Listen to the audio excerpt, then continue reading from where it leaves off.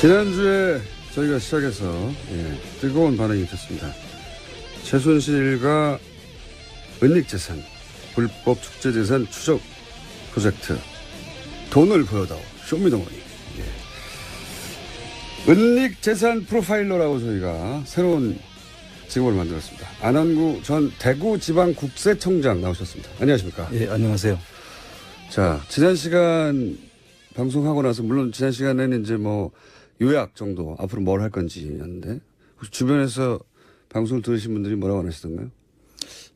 잠이 온다고 그러긴 한데, 제가 할 수 있는 최대한을 한 것입니다. 네, 그 부분은 저희가 아무리 생각해도 그 평생의 어떤 말투인데, 그것이 바뀌지 않을 것 같아가지고, 저희가 그냥, 효과음을 준비했습니다. 네.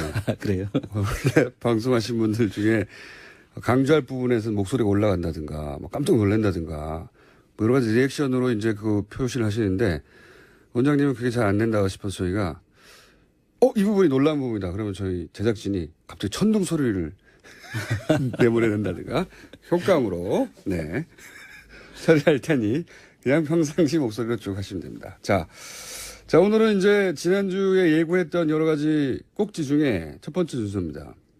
왜 하필 독일이냐? 지금 보면 거의 대부분 일들이 독일에서 일어났어요. 그죠? 예. 그렇습니다. 예. 지금, 거기 관련된 사람들도 독일.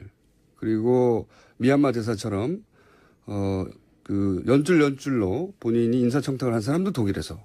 많습니다. 독일. 재산도 독일. 본인이 딸과 함께, 가가지고 이제 말 어쩌고저쩌고 다 독일. 독일이에요. 왜 독일입니까? 이거를 안민석 의원은 순실공화국이라고 독일을 표현하고 있죠. 소공화국 정도 되나요? 네. 네. 그래서 실제로 가보니까 이 모든 그 환경이 최순실 씨가 움직일 수 있는 여건을 다 갖추고 있었어요. 상당히 독일이? 오랫동안 거기에 머물렀고 그 인맥도 거기에서 다 형성이 되어가지고. 독일 간 지가 벌써 20년도 넘었으니까요. 그렇습니다. 예. 일도 오래됐다. 첫 번째. 예. 인맥도 거기 있다. 그리고 독일의 시스템이 그렇게 하는데 유리한 점이 또 있습니까? 그렇습니다. 독일에 있는 그 유한회사 제도가 있는데요. 유한회사. 그게 게엠베아라고 해서 다른 그 일반적인 페이퍼 컴퍼니와는 좀 종류가 다른데 위장 회사 정도라고 해야 되겠죠. 보통 페이퍼 컴퍼니는 이제 조세 피난처에서 껍데기밖에 없는 가짜 회사를 세우는 거지 않습니까? 그렇습니다. 예. 대부분 그 페이퍼 컴퍼니라고 하면은 세금을 안 내기 위해서 세율이 아주 낮은 곳 조세 피난처라고 하죠. 네. 그런 곳을 가든가 아니면은 금융 계좌를 숨기기 위해서 1인 1주주의 그 페이퍼 컴퍼니를 만들어서 1달러짜리 주식 하나를 가지고 페이퍼 컴퍼니를 그렇게 만들어서 서류상으로만 존재한다고 해서 페이퍼 컴퍼니죠. 그렇습니다. 네. 그렇게 해서 금융 계좌를 숨기려고 하는 경우가 많은데 독일의 경우에는 그런 금융 계좌를 숨기기에는 적당하지 않은 곳입니다. 그런 페이퍼 컴퍼니는 없고 또 조세율도 낮은 곳이 아니고요. 그런데 왜 그럼 독일일까? 왜 독일이냐? 독일은 최순실 씨가 오랫동안 독일을 가서 탐문도 했는 것 같고요. 거기다 부동산이 이제 독일은 우리나라처럼 이 국가 규제가 그렇게 강하지 않습니다. 부동산에 관해서는. 네, 그래서 저희들 같은 경우는 좁은 땅에서 많은 사람들이 부동산에 대한 그 애착이 강하지 않습니까? 그렇죠. 그래서 투기 억제세가 만들어졌다가 지금은 양도소득세로 바뀌기도 하고 해서 우리는 자주 투기에 대한 그 규제를 하고 있죠. 그 첫 번째 대상이 부동산이니까요, 우리나라에서는. 그렇죠. 그런데 독일의 경우에는 비교적 부동산에 대한 그 선호도가 조금 떨어져 있었던 상태고요. 그 점을 아마 최순실 씨가 노렸던 것이 아닌가. 그러면 그렇게 세운 회사들은 페이퍼 컴퍼니라고 우리나라에서는 보도를 했지만 실제로는 위장 회사다. 그러니까 지면에만 존재하는, 그러니까 서류로만 존재하는 종이 회사가 아니라 실제로 뭔가 존재하는 거군요. 그렇습니다. 예를 들면 식당으로 해놓고 그 속에 부동산이 들어있죠. 식당을 운영하고 있는데 알고 봤더니 그 식당이 있는 땅 혹은 건물을 사는 게 주 목적이었다. 네. 원래는. 그렇습니다. 그런데 이제 겉으로 보기에는 식당을 하고 있으니까 이 사람이 식당을 하나보다 하는데 실주인은 식당을 운영하는 사람은 그 일종의 임차인이고 그렇습니다. 혹은 뭐 일을 도와주는 사람이고 실제 그 건물을 사무로 해서 재산을 거기다가 갖다 놓는. 숨겨놓고 이분들이 또 우리나라에서는 그 부동산을 통해서 재산 증식을 유도하지 않습니까? 예. 그런데 이분들은 재산을 증식하는 것보다는 숨기는 게 더 목적이에요. 이미 재산은 많으니까요. 독일에서 더 불린다기보다는 내 것이 아닌 것처럼 숨겨놓는 것이다. 그렇게 그런 보시면 정도로. 더 맞습니다. 자, 효과가 하나 나와야 됩니다, 이거.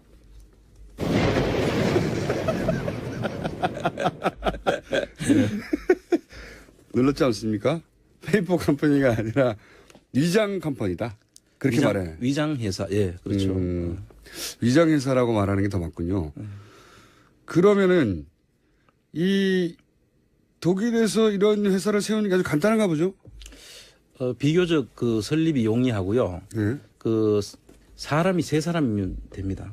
그 필요한 인원이 3사람이면 되고 자본금도 우리나라 돈으로 환산하면 한 3천만 원 정도 정도가 있으면 되고요. 그래서 설립도 쉽고 또는 그 청산도 간단합니다. 그리고 이 세금도 비교적 그 한 15% 정도 법인에 숨어 있을 경우에 유한회사 형태의 법인에 숨어 있을 경우에는 양도소득세에 해당되는 부분이 양도 차익이 생겼을 때 한 15% 정도면은 되는 아주 우리나라와 비교하면은 부동산을 숨기기에는 아주 용이한 그런 구조를 가지고 있습니다. 그러니까 이게 이제 재산 증식이 아니라 재산 묻어두기였군요. 그렇습니다. 마늘밭에 묻어둔 게 아니라 독일에 묻어뒀군요. 비교적 그 독일에 있으면 우리 국세청에서 파악도 되지 않고 어렵죠. 여러 가지 자기들 목적에 달성하기가 좋은 곳이라고 봐야죠. 독일에 간다고 해서 바로 파악되는 게 아니지 않습니까? 그렇습니다. 그렇죠. 이 내용을 들여다보지 않으면 전혀 알 수가 없습니다. 그러나 안원구 총장님은 가서 들여다봤고 그중에 이것은 거의 틀림없이 부동산의 형태로 재산을 묻어놓는 것이다라고 의심되는 소위 위장회사들을 찾으신 거죠. 그렇습니다. 여러 사람들을 만났고요. 현재 실제 부동산도 가서 저희들이 눈으로 확인도 하고 그분들한테 만나봤는데요. 좀 재미난 이야기는 이분들이 이 부동산을 만들어 놓고 거기에 예를 들어 식당을 하면 그 식당을 하는 사람이 그 부동산이 그 회사에 소속이 돼 있는지를 모르는 겁니다. 자기가 그 회사 주인인데도 불구하고. 그럼 그분을 한번 만나서 그런 게 있었냐고. 그런데 이 건물의 실제 소유주가 누군지 아냐고. 모르죠. 모른다는 거죠. 그렇습니다. 완벽한 얘기네요. 네. 실제 그 건물을 써서 사업을 하는 사람들은 정작 그 건물 주인은 누군지 모른다. 자기는 그냥 음식점을 하면 음식점만 하는 것이 자기 일인 줄 알고 있는 것이죠. 그 부동산 주인이 누군지에 대해서는 알 필요도 없고. 그러면 그렇게 음식점 말고 또 다른 수법도 있습니까? 혹은 그 과정을 어떻게 하는 거죠? 호텔도 있고요. 네. 그다음에 그 선물의 집 같은 선물 가게. 가게도 있고요. 뭐 다양한 방식으로 있습니다. 실제로 그 건물에서 상업회계나 또는 그 건물을 활용해서 뭔가 하고 있기 때문에 의심할 여지도 별로 없는 거죠. 그렇습니다. 아주 좋은 방법이네요. 수법이. 이게 본인 혼자서 생각해냈을 리 없고, 그죠? 그렇습니다. 이게 지금 말씀하신 그런 수법으로 예를 들면 거기서 장사하고 있는 분들의 신분은 어떻게 됩니까, 그러면? 자기가 누구의 건물이 있는지도 모르는 채 장사하는 분들은? 이제 주로 그 독일 교포들이 있고요. 마이크를 좀 앞으로. 예, 교포들이 있고 또 그 유학생들 이런 분들이 그 안에 이제 교포 유학생들 필요한데요. 그 회사를 만들 때 3명이 필요하지 않습니까? 그러면은 교포들과 그 유학생들은 또 그 워킹 비자라든지 머무를 수 있는 그 비자가 발급이 돼야 되는데 그 비자 발급을 받기 위해서 그 사람들하고 서로 목적이 일치하죠. 그렇죠. 그래서 어디가에서 일을 해야 비자가 나오니까. 그래서 여기 보면은 그 데이비드 윤이라고 들어보셨죠? 여러 번 등장했던. 그 데이비드 윤이라는 분이 최순실 씨의 이 회사를 만드는데 처음에는 아마 많이 조력을 했는 걸로 보이는데 이분의 경우에는 이 음식점을 하고 싶은 사람이 교포가 있다. 그러면 그분한테 회사를 만드는데 이런 자금이 어느 정도 필요하다. 그리고 예를 들면 최순실 씨가 자기 부동산을 숨기기 위해서 회사를 하나 설립해서 필요하다고 하면은 양쪽에 돈을 다 받습니다. 양쪽에 다 돈을 받는다. 그러고 난 뒤에 하나의 회사를 만들어 가지고 그 회사 속에 숨기고 그분들은 음식점을 할 수 있게 해주죠. 네. 그리고 나중에 이제 이분들이 알게 된 거죠. 데이비드 윤이 그 중에 한 일부 돈을 이제 자기가 착복을 했다. 한쪽으로만 부터 받은 게 양쪽으로 다 받아가지고. 본인은 본인 비즈니스를 한 거죠. 그렇죠. 예, 예. 그래서 이 부분에 대해서 나중에 교포 사회에서 이 데이비드 윤이 상당히 그 안 좋은 지탄을 평가를 받고 받게 있죠. 되는. 그리고 또 한 번은 최순실 씨한테도 걸렸다 그래요. 그래요. 그래서 그런 일도 있었답니다. 그러니까 그런데 이제 본인은 식당을 누군지는 모르겠지만 그 건물에서 식당을 할 권리를 얻었고 그리고 식당을 할 뿐이지 그것이 최순실 씨와 연결된 부동산이라는 거는 전혀 모른 채 계속 5년, 10년 뭐 이렇게 오랫동안 하는 사람들이 많았겠네요. 그렇습니다. 근데 비교적 그런 사람들이 오래 가지는 않았던 것 같아요. 이 사람들이. 하다가 자주 좀 이렇게 바꾼 경우가 있는 것 같고요. 그럼 더더욱 모르겠군요. 예. 그래서 이제 아마 장기간 계속 갔으면 여기에 대해서 사람들이 의심도 하고 했을 수도 있는데. 그러니까 그럴 수도 있겠죠. 예, 자주 좀 이렇게 한 3년 정도 하고는 또 바뀌고 회사를 또. 그럼 전 주인이 뭘 어떻게 했는지도 알 수도 없으니까. 알 수도 없죠. 본인은 여기서 장사를 잘해서 남기기만 하면 되니까. 예, 그렇습니다. 영리한 방식이네요. 그래서 현재 안 총장님이 파악한 이런 독일식 페이퍼 컴퍼니, 그러니까 위장 회사의 숫자는 현재까지 파악하기는 어느 정도입니까? 네, 이제 전부 다가 이런 위장 회사 형태만은 아니고요. 네. 이제 자금 세탁 링이라고 지버스라고 보통 이야기를 하는데 그 경우에는 이제 자금 세탁 링이 뭡니까? 그 링이라는 것은 이렇게 돌려가면서 자금 세탁을 위해서 만들어 놓은 회사들이죠. 여러 회사를 거치는 그걸 하나 이렇게 순환고리로 만들어 놓은 거. 그렇습니다. 순환고리를 만들어 가지고 돌려주는 그런 거를 만들어가 그거를 이용하기도 하기 때문에 거기에는 많은 회사들이 들어 있습니다. 그래서 이런 거는 일종의 이제 그 새로운 형태의 그 페이퍼 컴퍼니를 만들어서 자금 세탁용 회사들이라고 봐요. 그거는 정말로 순수한 의미의 페이퍼 컴퍼니 같고. 예. 지금 말씀하신 것은 이제 부동산을 묻어두기 위한 위장 회사고. 예. 그런 회사들의 숫자가 어떻게 한 400여 개 저희들이 지금. 자, 효과음. 이 효과음을 꼭 효과음이라고 말해야지 나온다는 것은 저희 PD가 방송을 안 듣고 있다는 거거든요. 이거. 뭔가 얘기하고 있는데 이 내용이면 효과음이 들어가야 될 때 판단해 줘야 되는데 그렇습니까? 자고 있어가지고. 제 목소리가 잠을 부르는가 봅니다. 400개. 실제 현재까지 파악한 정도가 이 정도라는 거고. 그렇습니다. 사실 뭐 저희들은 아직 그 파악한 게 다는 아니라고 저희들이 보고 있고요. 당연히 다가 아니겠죠. 예, 지금 저희들이 할 수 있는 데까지만 저희들이 파악했는 것이고 앞으로 훨씬 더 많은 것이 나올 수도 있다. 저희들은 그렇게 보고 있습니다. 다시 한번 중간에 지난주에 이어서 말씀드리지만 이 비용은 자비로 하고 계시죠? 그렇습니다. 비행기 탈 때도 자비로 하시고 뭐 하여튼 조사 비용이 다 그냥 돈 들어가는 자비입니까? 그렇습니다. 예. 아주 좋습니다. 효과음. 네. 자비. 이거 어떻게 해결해야 돼요, 진짜.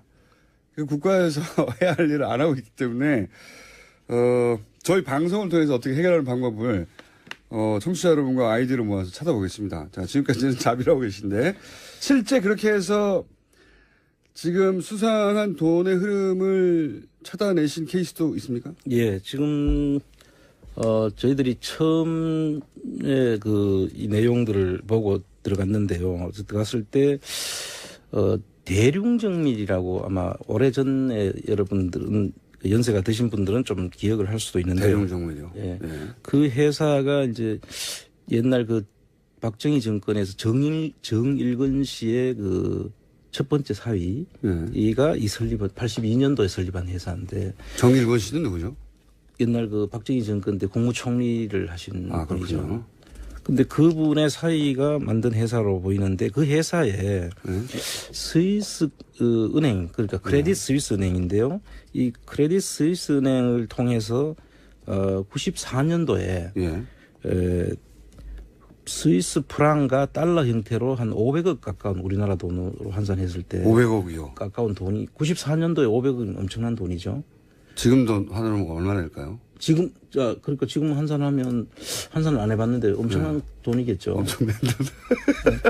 그래서 전문가로서 국세청장으로서 그걸 뭐 한 몇천억 됩니다라고 이렇게 해주셔야지. 엄청난 돈. 500억도 엄청난 돈인데 이미. 네. 그래서 이 돈이 들어와서 또 인도네시아, 필리핀 이런 곳으로 한 또 750억 정도가 또 들어왔던 돈이 다시 투자가 되는 경우가 스위스에서 뜬금없이 500억이 들어온 다음에 그게 인도네시아로 700억으로 나갔다. 그렇습니다. 당시 음마 아파트 100채 가격이라는데요. 500억이? 아 그래요? 그 정도 되겠죠. 아닌가? 더 될 수도 있겠죠. 그때 왜냐면 100채면은 79년도 그러니까 6억이 음마 아파트 그 당시에 300채 정도. 6억이 300채. 그 76년도, 79년도에 그 정도. 그 이후 14년 후니까. 계산이 잘 안 됩니다. 어떻게 계산을 해야 될지는 모르겠네요. 자, 그 부분은 저희가 따로 한번 계산을 해보겠고요. 당시 물가와 비교해가지고 저희 제작진 이런 걸 꼭 해줘야 되는데 지금 자고 있거든요. 자, 하여튼 엄청난 돈이 최소한 한 2, 3천억 원은 되겠네요. 아무리 못 잡아도. 그럴 수도 있죠. 몇 천억 원이 갑자기 스위스에서 띡 들어왔다가 다시 거기 더해서 또 몇 천억이 띡 나갔어요. 그렇습니다. 그런 일이 있는데. 이 전환사채라는 것이 원래 그 검은 비자금, 비자금들을 양성화하기 제도권으로 들어오기 위해서 쓰는 수법이거든요. 그런데 이 해외 전환사채인데 저희들이 주목하는 거는 해외에서 국내로 이 돈이 그 당시만 해도 큰 회사는 아니지 않습니까? 자원회사에서 몇 천억 지금으로 따지면 몇 천억이나 되는 돈을 사채를 발행했다가 나중에 주식으로 바꿀 수 있는 그 전환사채인데 거기에다 그 발행을 했다는 것은 저희들이 납득하기 어려운 부분이 그러니까 있죠. 그렇다는 얘기는 스위스에 그 정도 계좌를 가지고 있던 어떤 사람이 이 회사가 너무 훌륭한 회사여서 그렇습니다. 나중에 이제 주식으로 전환할 수 있다고 하고 나서 돈을 몇 천억을 쏴버린 거 아닙니까? 그렇습니다. 엄청난 가치가 있는 회사죠. 그렇죠. 지금 따져보면. 그런데 그런 돈이 들어왔다가 또 나가요, 밖으로. 그렇습니다. 그래서, 이거 이상하다라고 보신 거죠. 그렇습니다. 굉장히 이상하다. 그런 사례가 또 하나 있고요. 그 다음에 네덜란드에서 최근입니다. 그는 2013, 14, 15년도에 그 최순실 일가의 그 옷회사 거기로 돈이 이제 2천억이 들어오죠. 이건 최근이죠.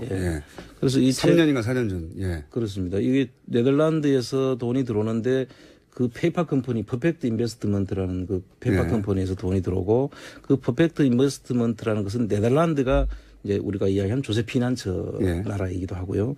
그 현장을 가서 봤을 때 오두막집에 이 돈이 들어왔다는 거 아닙니까? 그 오두막집에서 2천억이 들어왔다는 거죠, 지금. 그렇죠.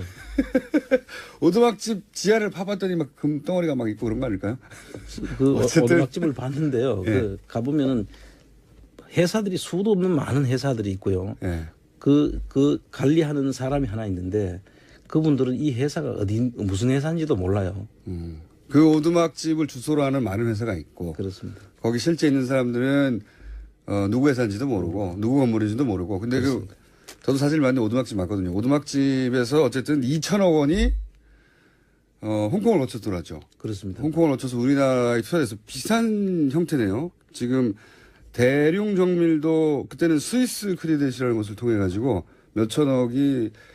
지금 몇 천억에 해당될 돈이 전환사채 방식으로 들어왔던 거고. 그것도 투자잖아요. 전환사채라는 것도. 사실은. 그렇습니다. 돈 있는 사람이 주식을 나중에 받을 게 하고 돈을 투자하는 거잖아요. 그렇습니다. 엄청난 좋은 회사니까. 스위스에서. 이 경우에도 오두막집이 이제 2천억을 가지고 있다가 몰래 오두막집에서 2천억 있을 수 있죠. 어쨌든 2천억을 가지고 있다가 최순실 그 일가가 운영하는 회사에 2천억이 확 들어옵니다. 갑자기. 비슷한 형태네요. 그리고 다시 나갑니까 이 돈도? 이 돈은 지금 조사를 해야 될 부분인데요. 사실 이 국세청에서 이거는 지금 부가제척기간 내에 있는 일들이지 않습니까? 13, 14, 15년도니까. 그래서 이분들은 아마 반드시 그럼 돈이 들어와서 이 돈이 누구냐 하면은 그분들 개인 주식을 구매하는 자금이었거든요. 그럼 이 법인에 들어간 돈도 아닌 거죠. 개인한테 빌려준 돈. 개인한테 산 거죠. 개인의 보유 주식의 70%를 산 것이 2천억입니다. 회사를 통째로 사버린 겁니다. 그렇다는 얘기는 거의. 그렇죠. 주식을 산 건데 그럼 개인한테 돈이 지금 기속이 돼야 되잖아요. 그렇죠. 그럼 그 개인 돈들이 지금 어디에 어떻게 가서 무슨 용도로 지금 쓰여지고 있는지에 대한 부분도 봐야 되고요. 그리고 이거 비상장 주식 양도에 해당되기 때문에 세금을 제대로 냈는지를 봐야 되는데 이 회사는 공교롭게도 2013년도에 모범 납세자 표창을 받아요. 세금을 다 냈을 수도 있지 않습니까 혹시? 그럴 수도 있죠. 네. 그러니까 세금을 내는 부분은 이제 저희들이 조사를 해야 될 부분인데요. 이 모범 납세자 표창을 받게 되면 3년 동안 조사가 유예가 되게 돼 있습니다. 아, 조사를 안 하게 됩니까? 그래서 아마 조사를 그동안에 안 했는 것이 아닌가라고 추측하는 거죠. 촉감이. 한 템포. 이게 시간차가 많이 나네. 예. 청장님의 눈빛이 약간 흔들린다. 이럴 때는 바로 효과 불러주시기 바랍니다. 자. 그리고 또 이제 사례가 제가 기억나는 게 지난주에 바로 했기 때문에 이집트에 이제 10억이면 될 회사인데 700억을 투자한 회사가 있다. 예, 요거는 좀 다른 케이스인데요. 이게 해외에서 제3국을 통해서 자금을 세탁하는 이런 형태에 해당되는 부분인데요. 방식이 좀 다른 거네요. 예, 이탈리아의 베르타존이라는 회사가 있는데 그 회사에서 그 본사가 이탈리아에 있고 독일에다가 최순실 씨가 주로 이용하는 이 페이퍼 컴퍼니 위장 회사들을 만드는 전문 회사가 또 있습니다. 포비스라는 회사인데요. 그 회사에서 이 독일에다가 개연배합을 만들어주고 거기서 돈이 이집트로 한 700억 정도가 투자가 된다고 했고요. 그 이집트에서는 그 통상산업부 장관격인 분이 여기에 기자회견 하는데 참여도 하고 그런데 실제로 이 프라이팬을 만드는 회사는 한 20억에서 30억이면 충분히 그 회사를 만들 수 있는데 거기에 700억 정도를 투자하는 것으로 발표를 나머지 해서 돈은 어디 간지 나머지 돈은 그 다음에 이제 세탁이 돼서 딴 데로 갔을 가능성이 높구나. 그거는 이제 추적권이 권한이 없기 때문에. 근데 그렇습니다. 이런 식으로 그 위장 회사 혹은 뭐 부동산을 위장한 회사가 있고 혹은 독일이나 뭐 스위스에서 돈이 혹은 네덜란드 통해가지고 돈이 우리나라에 들어오는 방식이 있고 또는 우리나라는 전혀 상관없이 제3국에다가 작은 회사를 만들어 놓고 돈 많이 집어넣어가지고 그 다음에 그 돈이 어디로 가는지 모르는 그런 케이스. 예. 그 자금을 세탁하는 방식이 페이퍼 컴퍼니를 만드는 방법도 있고 제3국을 통해서 자금을 은닉해서 숨기는 방법도 있고. 이 정도면 이거는 최순실 씨가 혼자 할 수 없는 전문가들이 있잖아요. 전부 다 여기에는 변호사도 붙어 있고요. 회계사 그리고 이 전문적으로 이 회사 설립을 해주는 회사들이 있고. 근데 그 정도를 넘어서서 그 전문적인 회사하고 이런 이야기를 논의하는데도 조력자가 필요하잖아요. 그렇습니다. 그 조력자가 있어야 최순실 씨가 막 전문적인 회사에 찾아가가지고 이런 얘기를 했을 것 같지 않거든요. 조력자가 있을 것 같은데. 그렇습니다. 저희들이 독일 가서 맨 처음에 확인한 것이 이 조력자를 찾는 것이었어요. 네. 최순실 씨가 아무리 능력이 있어도 이렇게 할 수는 없거든요.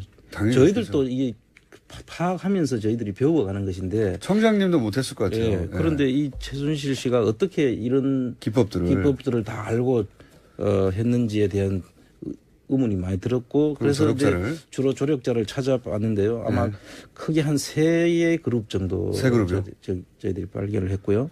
그분들은 저희들이 만나서 대화를 하자고 했더니 대부분 다 피하는. 이 조력자 그룹은. 네. 교민 그룹은 적극적으로 도와주려고 하는데 그중에서 이분들은 조력자 그룹이라고 생각되는 분들은 안 만나더라. 조력자가 있고요. 그 조력자의 밑에서 또 도움을 주는 또 그분들의 조력자가 있죠. 있겠죠. 그 사람들은 독일 교민들도 있습니다. 있는데 대부분의 독일 교민들은 그 조력자의 그룹에 안 들어가 있죠. 그래서 그 아주 특수한 몇 분들이 들어가 있는데 그분들은 서로 알기는 아는 사람들이었어요. 그 독일 교포들 사이에는. 그러나 이분들에 대해서 이야기를 해보면 자기들이 그 사람 좀 이상하다. 처음에는 이상하다라고만 생각하고 있었지 나중에 우리가 이야기를 쭉 하면은 그랬구나. 아, 그래서 그런 일을 했구나. 뭐 이렇게 그렇게 이해를 하는. 앞뒤가 맞춰지는. 예, 그 세 그룹이 어떤 그룹입니까? 이제 저희들이 주로 최순실 씨가 처음에 독일 가서 장시호 씨 말부터 말 소개하는 것부터 장시호 씨가 승마 선수였을 때. 승마 선수였을 때 그리고 또 정유라가 또 승마를 하게 되잖아요. 근데 독일에 가면은 상당히 독일에서 유명하게 알려지신 분이 있어요. 삼성 출신, 삼성 유럽 본부장 출신인데 양혜경 씨라는 분인데 이분이 이제 한독 경제인회를 만드시는 분입니다. 예. 그리고 심지어는 돈독회라고 독일에 서로 아마 우위를 돈독히 한다는 그런 의미에서 돈독회를 만들었는 것 같은데요. 그 돈독회에 끼지 못하면 주류가 되지 못하는 독일에서 아마 경제인들하고 오는 각 기관에서 나오는 분들 독일에 그룹에 끼지 못하면은 사이드로 돌게 되는 아마 그런 회도 만들고 했던 분인 것으로 알고 있고요. 그리고 이분의 경우에는 이제 삼성의 이건희 회장과 이학수 씨와 당시 비서실장이었던 분과 그다음에 그 밑에 라인으로 지금 보입니다. 이 양혜경 씨가. 그런데 그때 이분의 주로 일들은 아마 이건희 씨의 자동차 같은 것들이 자동차 수입하고 그럴 때 예, 취미로 예. 그것을 이제 만들어주고 아하. 또 근데 그렇게 해서 만들어진 단체가 한독 경제라고. 경제인회입니다. 그 경제회를 주목해야 된다. 그렇습니다. 그래서 대부분 한독 경제인회 출신들이 국가기관이나 예를 들면 대사 같은 것, 그 다음에 유재경 씨도 한독 경제인회 출신이죠. 그 다음 공기업의 사장들, 예. 또 자기들 기업의 중요 기업의 자리를 또 만들어서 여러 사람들이 거기에 관련돼 있습니다. 한독 경제인회가 한 축이고요. 그리고 나머지 두 축은 제가 보기에는 오늘 시간 안에 커버가 다 안 될 것 같아요. 그렇습니까? 네. 궁금한 거는 남겨놓고요. 세 축이 있는데 그 중에 한 축이 삼성 인맥을 위시한 한독경제회라는 조직이 있고 이것이 독일에 거주하는 경제인들의 주류 커뮤니티 같은 역할을 했는데 그 경제회 전체는 아니겠지만 그 출신들이 일부가 역할을 했다. 일부가 대부분 많은 사람들이 아마 정부 기관에도 들어가고 공기업의 장으로도 가시고 그렇긴 하지만 그중에서 최순실 씨하고 연결된 분들은 또 전부 다는 아니에요. 그렇죠. 예. 여러분들이 잘 아시는 이상화 씨 하나은행 KBS 하나은행 지금 문제가 되고 있는 그 사람도 한독 경제인의 주 멤버입니다. 한독 경제라는 것이 있다. 자, 오늘은 여기까지 진도가 나왔습니다. 다음 주에는 더 깊이 저희가 더 재미있게 진도가 나갈 예정입니다. 그리고 자비로 하고 있다. 조만간 어떻게 해결할 건지 좀 고민을 해보죠. 지금까지 안원구 전 대구 지방국세청장이었습니다. 감사합니다. 네, 감사합니다.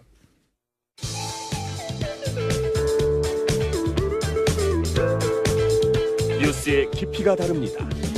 최고의 뉴스 생산자 김어준입니다.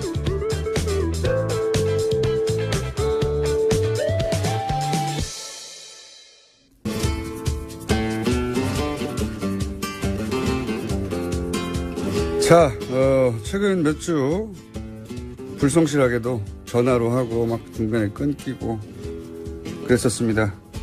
황교익 선생님 나오셨습니다. 예, 안녕하세요. 요즘 워낙 잘 나가시다 보니까 저희 방송을 뭐랄까요? 잘 안 나가실 때 구출해준 저희 방송을 외면하고 KBS에서 잘렸을 때 구출해준 외면하고 이제 여기저기 마구 나가서 마구 있기를 그렇지는 않습니다. 그게 제가 이 뉴스의 공장은 항상 제가 마음의 고향으로 여기고 그리고 딴 데 나가잖아요. 자, 오늘은 직접 나오셨습니다. 오늘 주제 뭡니까? 민어철이 돌아왔어요. 그러고 보니까 예. 지난주에 유시민 씨가 예. 방송인지는 모르고 총수하다가 예. 끊어졌는데 그 이후 대화가 혹시 있었습니까? 아니요, 뭐 딴 이야기 했었어요. 예. 그 방송은 막 온갖 이야기들이 막 다 섞이는 거니까. 이게 제목이 뭐였죠? 알쓸신잡. 예. 예. 발음하기가 되게 어려워요. 예, 입에 안 힘들어요. 붙어요. 예. 알에서 그냥 끝나고 마는 예. 건데. 예. 예. 재밌는 방송이라고 하길래 안 봤습니다. 보세요. 너무 재밌습니다. 저도 그런 거 좋아하거든요. 얕고 넓은 짓이. 아는 체 하는. 그렇죠. 그렇죠. 아는 예. 체 하는 거. 그 남자들끼리 어디 음식 먹거나 술 한잔 먹고 뭐 이러면 모여 있으면 예. 되게 아는 척 하는. 아는 척으로 시작해가지고 여자 얘기로 끝나죠. 예. 그래서 10대든 70대든 똑같습니다. 그 음식 중에서도 또 아는 척 하는 것들이 있어야 또 네. 폼이 나거든요. 지금 딱 아는 척 할 수 있는 그 포인트, 이 음식이 이 민어입니다. 민어. 네, 민어. 네, 민어. 뭐 좀 음식 좀 안다. 네. 내가 입맛 좀 그래도 한다 하는 사람들은 딱 이럴 때쯤 되면 괜히 전화를 해요. 저는 이렇게. 민어가 야, 맛있는지 민어 먹으러 몰랐는데 네. 한 음식점에서 민어탕을 먹었는데 세상에서 그렇게 맛있는 탕을 처음 먹어봤어요. 저는. 아, 그래요? 정말 맛있었습니다. 식당 없어졌어요. 근데. 정말 맛있었는데. 민어탕은 웬만하면 그냥 다 맛있어요. 아니 뭐 그렇긴 한데 어떻게 이런 맛을 너무 달다. 그런 맛이었거든요. 그래서 민어탕에 대한 기억이 아주 좋습니다. MSG를 듬뿍 넣으신다. 효과음.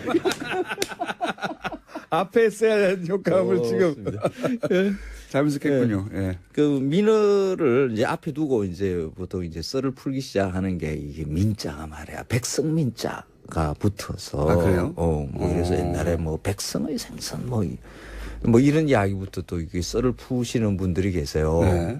근데 그 백성민자가 붙은 게 그냥 진짜 백성들을 위한 뭐 고기 뭐 이런 뜻은 아니고요. 그냥 그게 제일 위험해요. 아는 척에서. 어설프게 알아가지고 조금 더 아는 사람한테 바로 반박당하는 거. 맞습니다. 뭐 그런 거 아니야? 뭐 이러면서 이제 나올 사람의 말은 이제 이런 거죠. 민어라는 말도 존재했지만은 그리고 그 백성민자로만 쓰인 게 아니라 다른 민자로 그냥 그 참조기 민자라고 하는 그 민자로도 쓰이는 게 흔했고요. 그리고 면어라는 말이 오히려 더 많이 쓰였어요. 예전에는? 예, 면. 그러니까 민, 뭐 이런 말들로 이렇게 쓰이다가 그걸, 민자로, 백성민자로 하나로 이렇게 통일돼 나가면서 아마 이런 말이 붙은 것 같은데. 실제로는 왜 백성민으로 통일된 겁니까? 그게 더 쓰기가 쉬우니까요. 한자가? 아까 말한 그 면자라든지 뭐 참조기 민자 이런 것은 굉장히 어려워요. 쓰기가. 획수가 적어가지고 네, 그게 그렇죠. 결정된 겁니까? 그래서 이거 민자는 아주 간단하잖아요. 그렇죠. 뭐 누구든지 쓸 수 네. 있으니까. 그래서 그냥 그냥 민자가 민어. 됐다. 그리고 백성을 위한 음식이거나 누구나 먹어서가 아니라 그거는 아니에요. 네. 관계가 없어요. 그리고 사람이 게으름이 만든 이름이네요. 그리고 이런 말도 있어요. 서울의 양반들이 먹었던 보양 음식이다. 아하. 그러니까 보통 그 평민들, 네. 싼 것들은 이게 흔한 고기가 아니었어요, 생선이? 조금 그 서울 같으면 민어를 확보하기가 조금 힘들죠.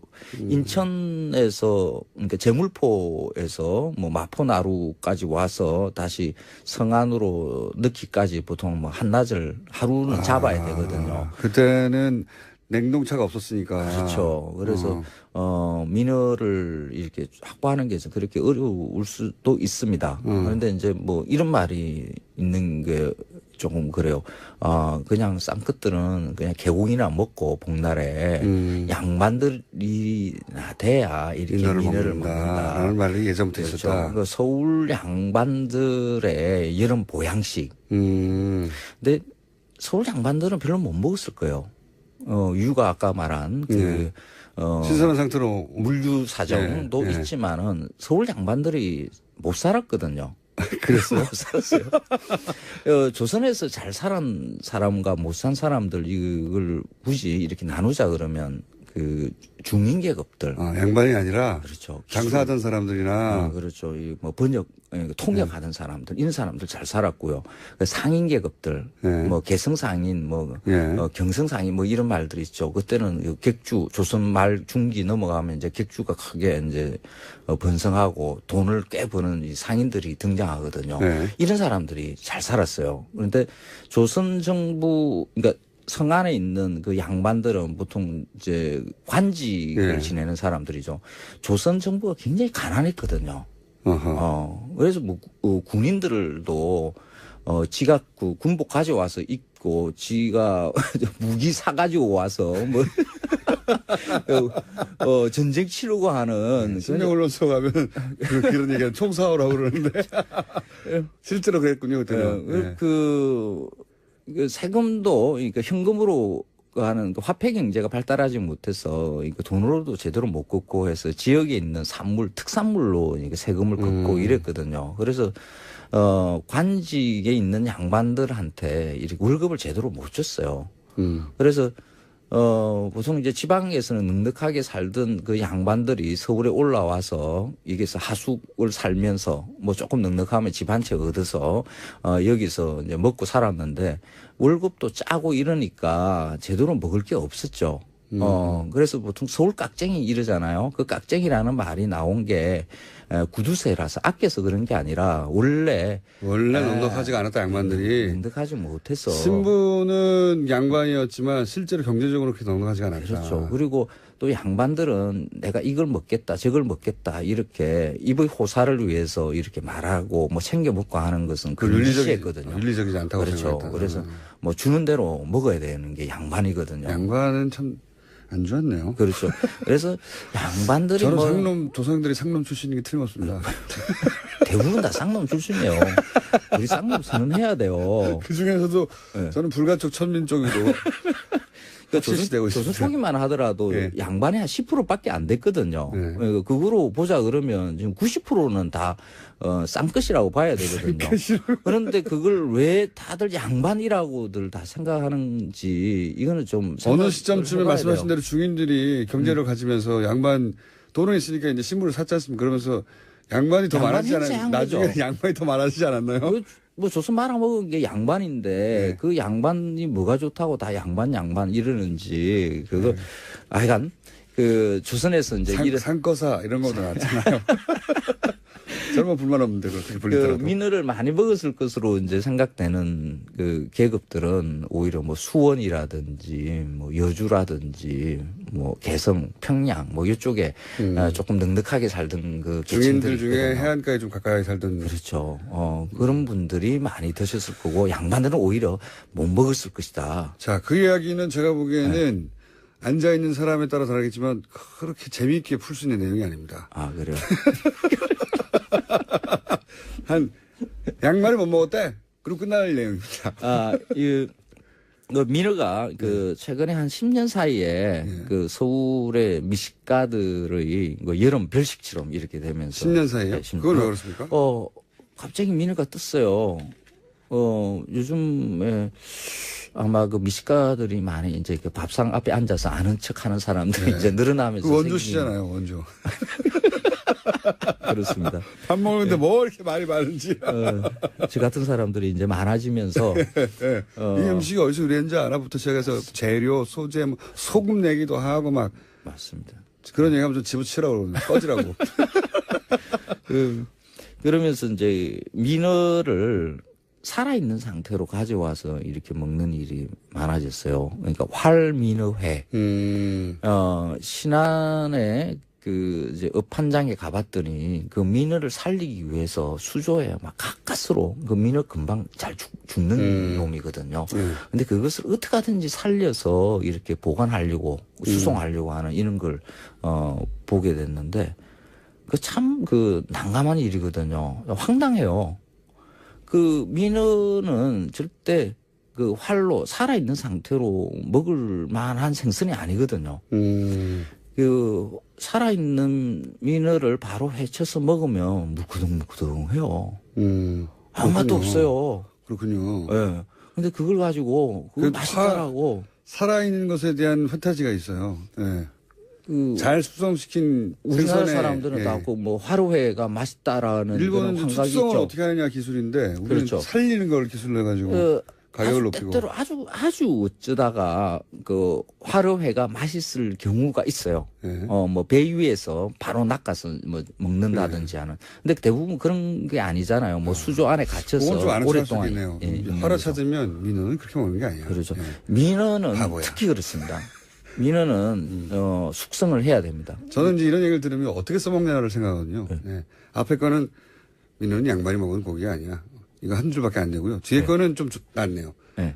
화로를 막 찾으면 민원은 그렇게 먹는 게 아니야, 바보야.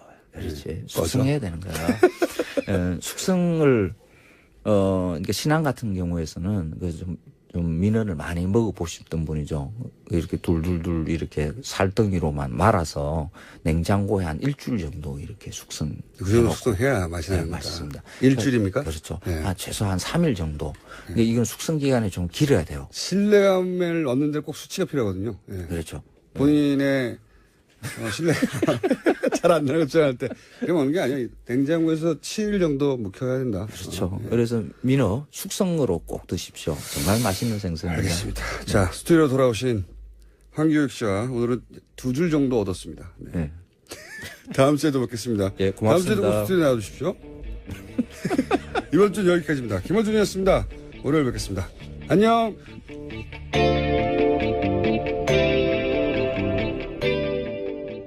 써서 사업을 하는 사람들은 정작 그 건물 주인은 누군지 모른다. 자기는 그냥 음식점을 하면 음식점만 하는 것이 자기 일인 줄 알고 있는 것이죠. 그 부동산 주인이 누군지에 대해서는 알 필요도 없고. 그러면 그렇게 음식점 말고 또 다른 수법도 있습니까? 혹은 그 과정을 어떻게 하는 거죠? 호텔도 있고요. 네. 그다음에 그 선물의 집 같은 선물 가게. 가게도 있고요. 뭐 다양한 방식으로 있습니다. 실제로 그 건물에서 상업회계나 또는 그 건물을 활용해서 뭔가 하고 있기 때문에 의심할 여지도 별로 없는 거죠. 그렇습니다. 아주 좋은 방법이네요, 수법이. 이게 본인 혼자서 생각해냈을 리 없고, 그죠? 그렇습니다. 이게 지금 말씀하신 그런 수법으로 예를 들면 거기서 장사하고 있는 분들의 신분은 어떻게 됩니까, 그러면? 자기가 누구의 건물이 있는지도 모른 채 장사하는 분들은? 이제 주로 그 독일 교포들이 있고요. 마이크를 좀 앞으로, 예. 예, 교포들이 있고 또 그 유학생들 예. 이런 분들이 그 안에 이제 교포 유학생들. 필요한데요. 그 회사를 만들 때 3명이 필요하지 않습니까? 예.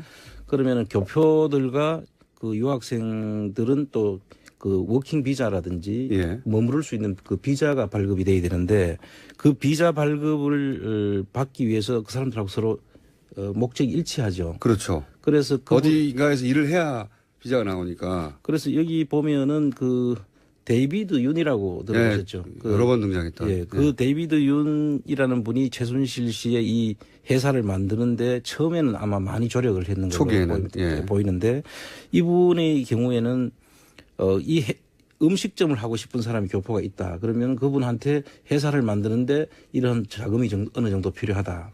그리고 예를 들면 최순실 씨가 자기 부동산을 숨기기 위해서 회사를 하나 설립해서 필요하다고 하면은 양쪽에 돈을 다 받습니다.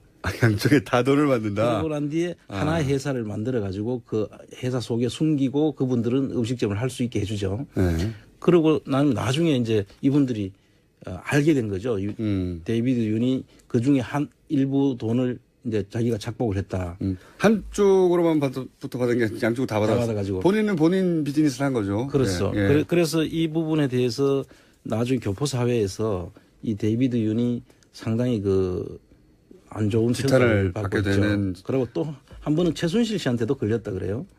그래요. 그래서 그런 일도 있었답니다. 그러니까 그런데 이제 본인은 식당을 누군지는 모르겠지만 그 건물에서 식당을 할 권리를 얻었고 그리고 식당을 할 뿐이지 그것이 최순실 씨와 연결된 부동산이라는 거는 전혀 모른 채 계속 5년, 10년 뭐 이렇게 오랫동안 하는 사람들이 많았겠네요. 그렇습니다. 근데 비교적 그런 사람들이 오래 가지는 않았던 것 같아요. 이 사람들이.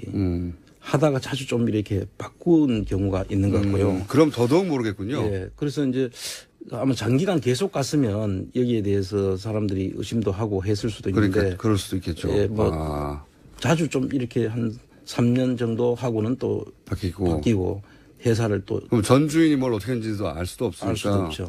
본인은 여기서 장사를 잘해서 남기기만 하면 되니까. 예, 그렇습니다. 영리한 방식이네요. 그래서 현재 안 총장님이 파악한 이런 독일식 페이퍼 컴퍼니, 그러니까 위장 회사의 숫자는 현재까지 파악하기는 어느 정도입니까? 네, 이제 그 전부 다가 이런 위장 그 회사 형태만은 아니고요. 네. 이제 자금 세탁 링이라고 지버스라고 보통 이야기를 하는데 그 경우에는 이제 자금 링이 뭡니까?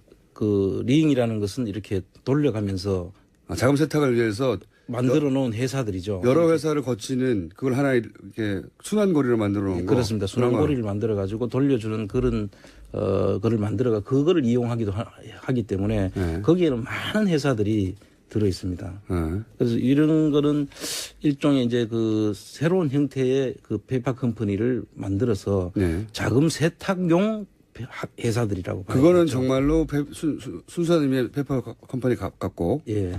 지금 말씀하신 것은 이제 부동산을 묻어두기 위한 위장 회사고 예. 그런 회사들의 숫자가 어떻게 한 400여 개 저희들이 지금 자, 효과음.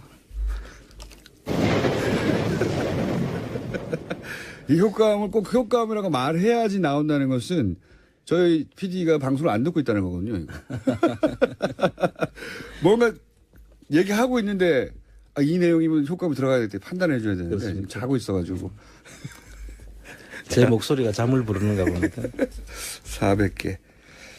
실제 현재까지 파악한 정도가 이 정도라는 거고. 그렇습니다. 사실 뭐 저희들은 아직 그 파악한 게 다는 아니라고 저희들이 보고 있고요. 당연히 다가 아니겠죠. 예, 지금 저희들이 할 수 있는 데까지만 저희들이 그 일반적인 페이퍼 컴퍼니와는 좀 종류가 다른데 위장 회사 정도라고 해야 되겠죠.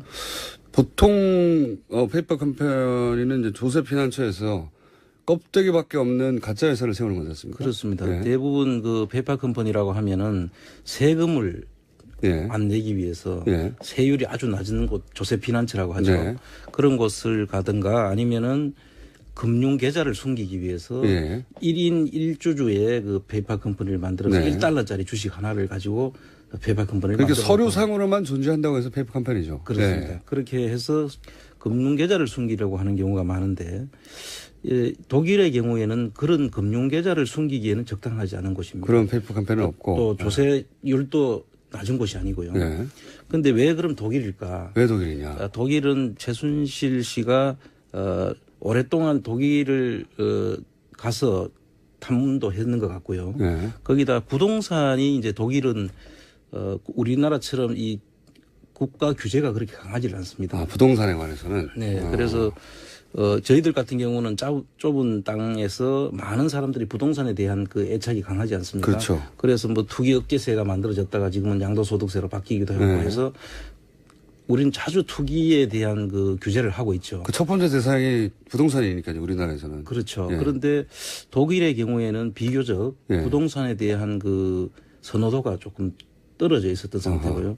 그 점을 아마 최순실 씨가 노렸던 것이 아닌가. 그러면 그렇게 세운 회사들은 페이퍼 컴퍼니라고 우리나라에서는 보도를 했지만 실제로는 위장 회사다. 그러니까 지면에만 존재하는 그러니까 서류로만 존재하는 종이 회사가 아니라 실제로 뭔가 존재하는 거군요. 그렇습니다. 예를 들면 식당으로 해놓고 그 속에 부동산이 들어있죠.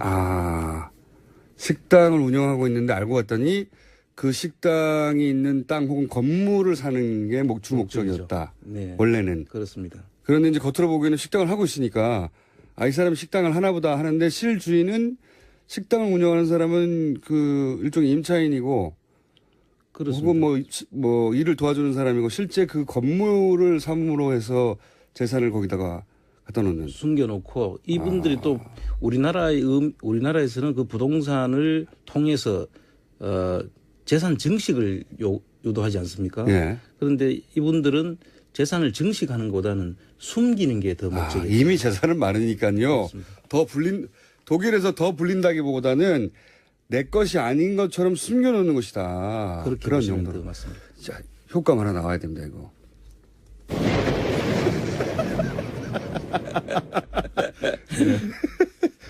눌렀지 않습니까? 페이퍼 컴퍼니가 아니라 위장 컴퍼니다. 그렇게 말해. 위장 회사, 예, 그렇죠. 위장 회사라고 말하는 게 더 맞군요. 그러면은 이 독일에서 이런 회사를 세우는 게 아주 간단한가 보죠? 비교적 그 설립이 용이하고요. 네. 그 사람이 3사람이면 됩니다. 그 필요한 인원이 세 사람이면 되고 자본금도 우리나라 돈으로 환산하면 한 3천만 원 정도 정도가 있으면 되고요. 그래서 설립도 쉽고 또는 그 청산도 간단합니다. 그리고 이 세금도 비교적 한 15% 정도 법인에 숨어 있을 경우에 유한회사 형태의 법인에 숨어 있을 경우에는 양도소득세에 해당되는 부분이 양도 차익이 생겼을 때 한 15% 정도면은 되는 아주 우리나라와 비교하면은 부동산을 숨기기에는 아주 용이한 그런 구조를 가지고 있습니다. 그러니까 이게 이제 재산 증식이 아니라 재산 묻어두기였군요. 그렇습니다. 마늘밭에 묻어둔 게 아니라 독일에 묻어뒀군요. 비교적 독일에 있으면 우리 국세청에서 파악도 되지 않고 어렵죠. 여러 가지 자기들 목적에 달성하기가 좋은 곳이라고 봐야죠. 독일에 간다고 해서 바로 파기되는 게 아니지 않습니까? 그렇습니다. 그렇죠. 이 내용을 들여다보지 않으면 전혀 알 수가 없습니다. 그러나 안원구 총장님은 가서 들여다봤고 그중에 이것은 거의 틀림없이 부동산의 형태로 재산을 묻어놓는 곳이다라고 의심되는 소위 위장회사들을 찾으신 거죠. 그렇습니다. 여러 사람들을 만났고요. 현재 실제 부동산도 가서 저희들이 눈으로 확인도 하고 그분들한테 만나봤는데요. 좀 재미난 이야기는 이분들이 이 부동산을 만들어 놓고 거기에 예를 들어 식당을 하면 그 식당을 하는 사람이 그 부동산이 그 회사에 소속이 돼 있는지를 모르는 겁니다. 자기가 그 회사 주인인데도 불구하고. 그럼 그분을 한번 만나서 그런 게 있었냐고. 그런데 이 건물의 실제 소유주가 누군지 아냐고. 모르죠. 모른다는 거죠. 그렇습니다. 완벽한 얘기네요. 네. 실제 그 건물을 지난주에 저희가 시작해서 뜨거운 반응이 있었습니다. 최순실과 은닉재산, 불법 축제재산 추적 프로젝트 돈을 보여다오 쇼미더머니. 은닉재산 프로파일러라고 저희가 새로운 직업을 만들었습니다. 안원구 전 대구지방국세청장 나오셨습니다. 안녕하십니까? 예, 안녕하세요. 자, 지난 시간 방송하고 나서 물론 지난 시간에는 이제 뭐 요약 정도 앞으로 뭘 할 건지였는데 혹시 주변에서 방송을 들으신 분들이 뭐라고 안 하시던가요? 뭐 잠이 온다고 그러긴 하는데 제가 할 수 있는 최대한을 한 것입니다. 네, 그 부분은 저희가 아무리 생각해도 그 평생의 어떤 말투인데 그것이 바뀌지 않을 것 같아가지고 저희가 그냥 효과음을 준비했습니다. 네. 그래요? 원래 방송하신 분들 중에 강조할 부분에서 목소리가 올라간다든가 뭐 깜짝 놀란다든가 뭐 여러 가지 리액션으로 이제 그 표시를 하시는데 원장님은 그게 잘 안 된다고 싶어서 저희가 이 부분이 놀라운 부분이다. 그러면 저희 제작진이 갑자기 천둥 소리를 내보내낸다든가 효과음으로 처리할 테니 그냥 평상시 목소리로 쭉 하시면 됩니다. 자, 오늘은 이제 지난주에 예고했던 여러 가지 꼭지 중에 첫 번째 순서입니다. 왜 하필 독일이냐? 지금 보면 거의 대부분 일들이 독일에서 일어났어요. 그죠? 그렇습니다. 예. 지금, 거기 관련된 사람들도 독일.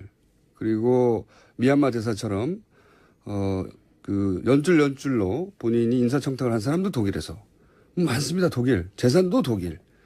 본인이 딸과 함께 가가지고 이제 말 어쩌고저쩌고 다 독일. 독일이에요. 왜 독일입니까?